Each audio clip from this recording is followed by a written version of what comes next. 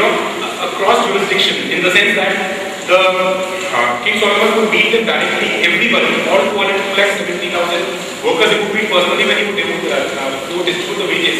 But when it came to the work performance, the work was delegated to 12 different tribes, handling 12 different work, and each of the knights belonging to the tribe was put as in charge of the tribe, would report to King Solomon. So he had a report of 12 of his selected knights coming to him every day, who would explain the kind of work that their tribe is undertaking. So it was like a very elaborate structure where you have a school of architecture where one knowledge group is imparting knowledge to the knowledge group. You have workers coming directly in contact with the king for receiving the wages, and you have your own chief of your tribe or a superior man in your tribe supervising the working of your tribe, which has been delegated a specific responsibility, reporting to the chief. This kind of elaborate structure was made, and the temple was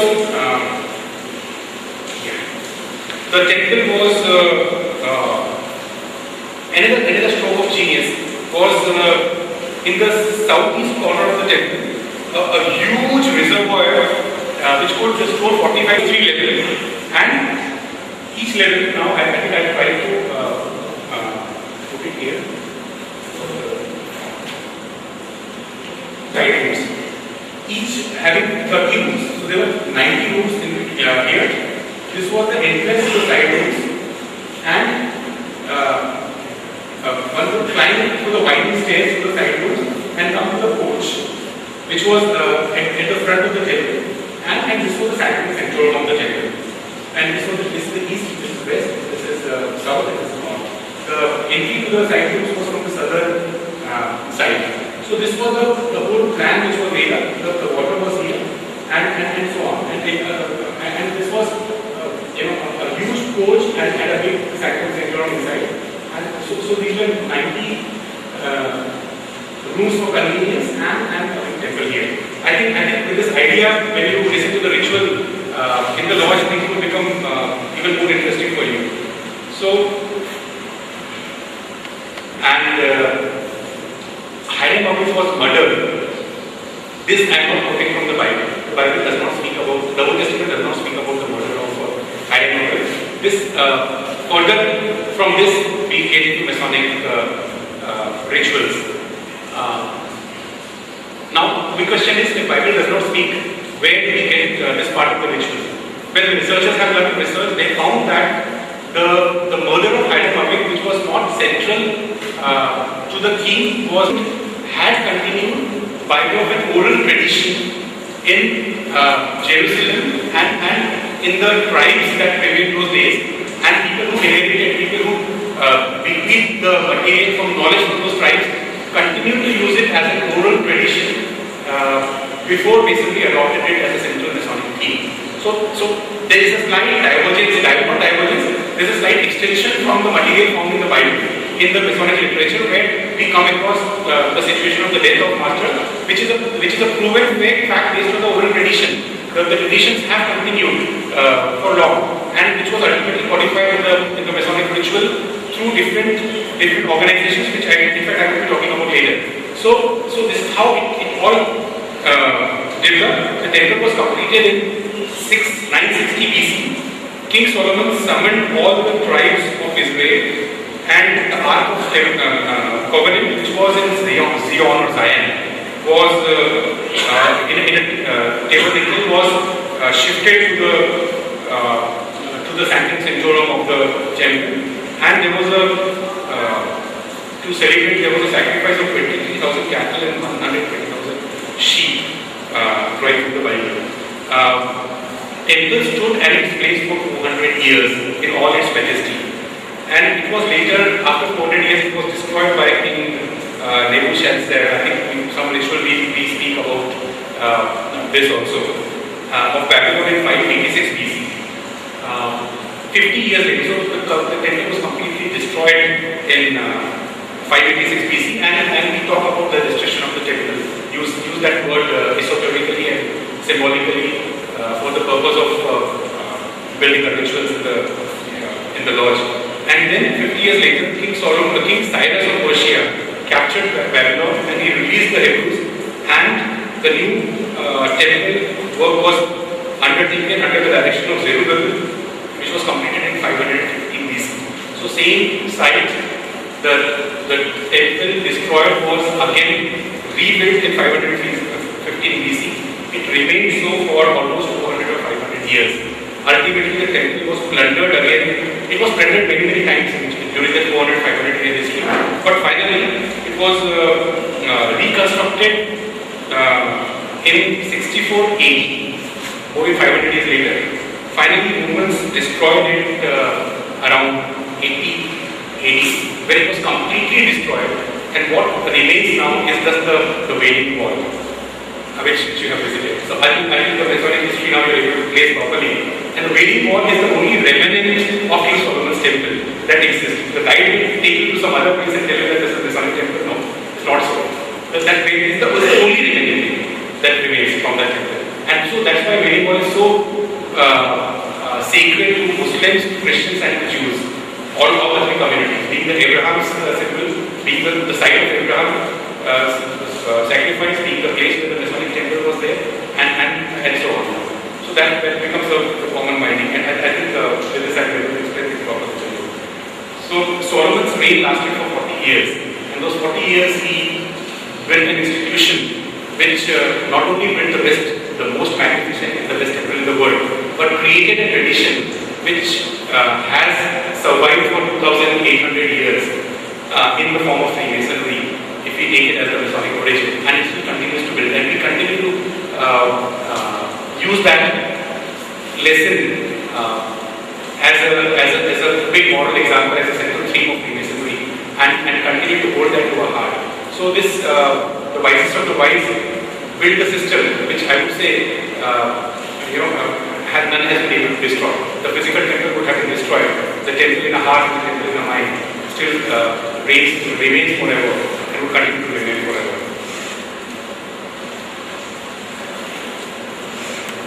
In detail about what is the central theme in Freemasonry, let me speculate on how it would have been the central theme in Freemasonry. They say the tradition of building of the temple which Tito Zedok had started in the School of Architecture under the guidance of King Solomon continued for generations until it was passed on to Pythagoras and his network of students. I mean, this is what Masonic historians speculate about. It's a hypothesis which does not have a clear lineage, but this could have happened actually. This is what they speculate. Passed on to Pythagoras and students. From Pythagoras and his students, it was passed on to Roman Collegia. Collegia means guild. So Roman Collegia of Architecture was the inheritor of the Masonic secrets passed on to them through the network Pythagoras and his students had. And they say Roman Collegia was destroyed. I don't have the year. If this happened, it was completely destroyed again for the history which would be outside the scope of what we are discussing. And a small number of Roman Collegia survived in Lombardy in Italy, where they continued to practice near Lake Como and were known as Comais masters. And they continue to have the same tradition, same operative knowledge, same spiritual knowledge as the School of Architecture that Tito Zedok had. And they continue to have a tradition, and they say this was in about 700 AD I'm talking about. From there the tradition has been later. The masons from Commerce College were sent to England in 600 AD for building the cathedrals there, along with Saint Augustine who put them along. So the knowledge from King Solomon to Pythagoras to Roman Collegia to the destroyed Roman Collegia to the surviving members in Lombardy, and from there to with Saint Augustine to England, where for the building of the cathedral, and where they were transferred and ultimately slightly broken thread traces it finally to the 14th century Knight Templars. And from Knight Templars it has gone into Freemasonry. So this is a thread that I would like to draw, not historically supported completely, but a lot of hypothesis in here in between, but a lot of evidences to support that this is how the knowledge would have Freemasonry.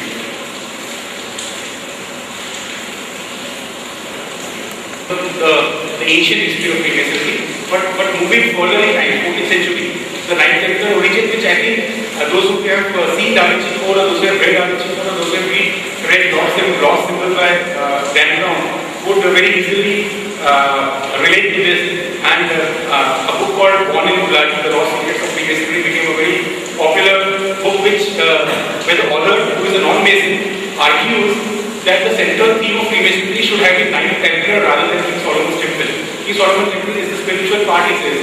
Knight Templar is even more enlightening and more motivating and more inspirational part of Masonic work. We should have the central theme. I will very quickly I'll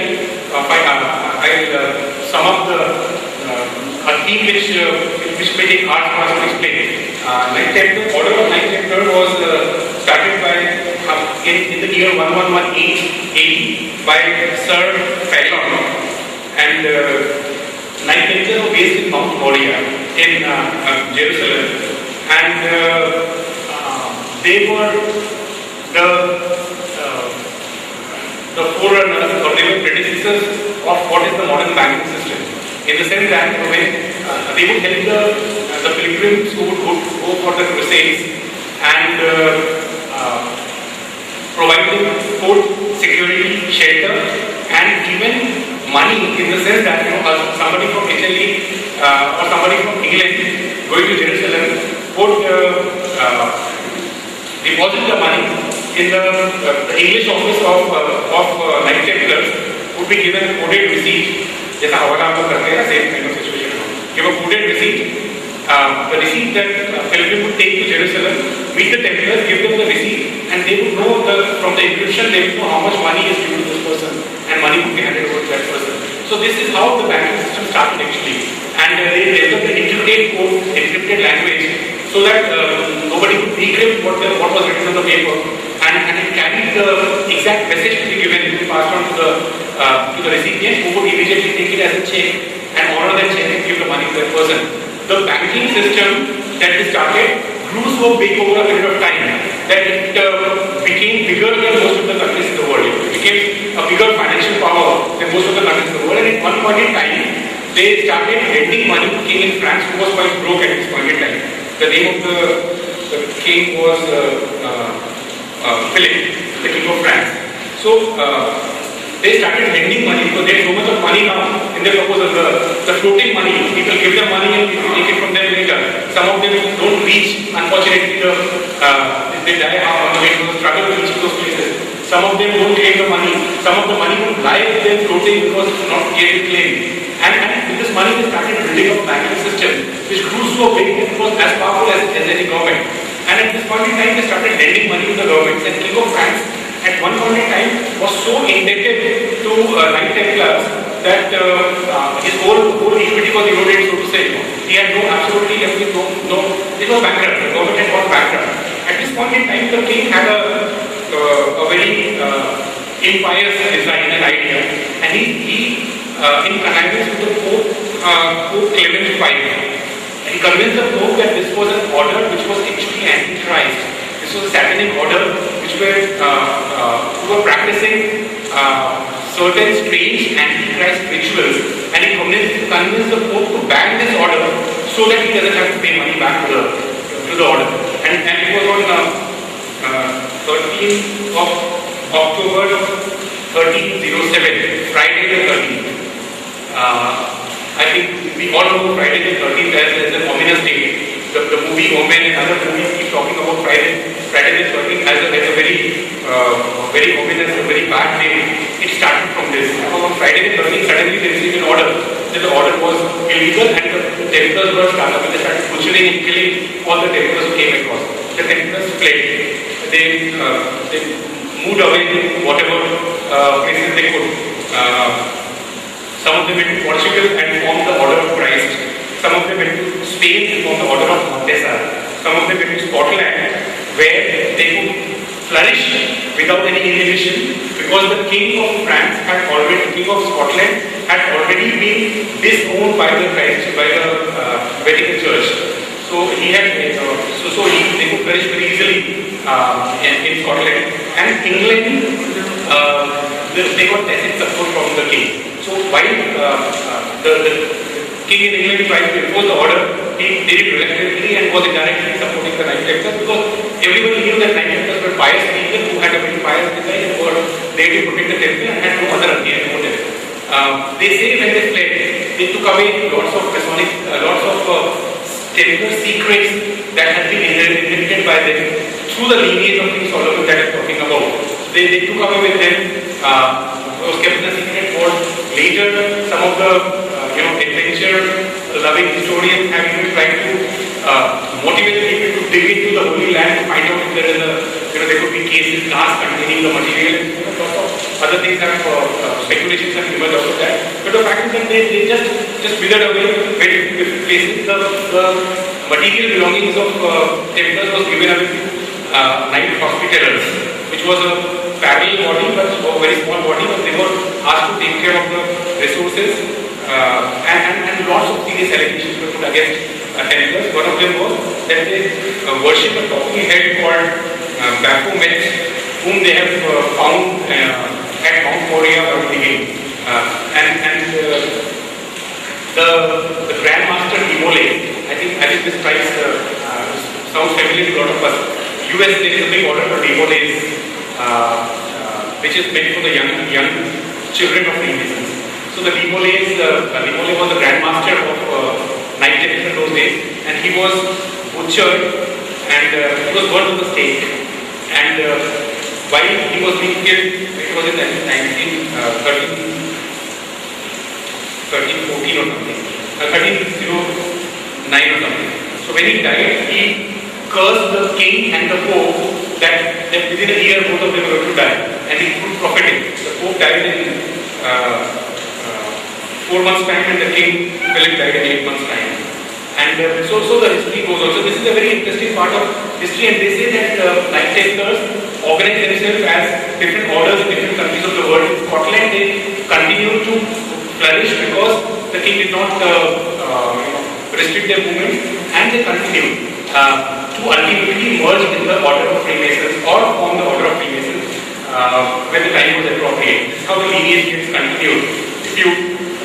There are graves in Scotland, 14th century graves, where you can clearly see Masonic as well as Knight Templar emblems.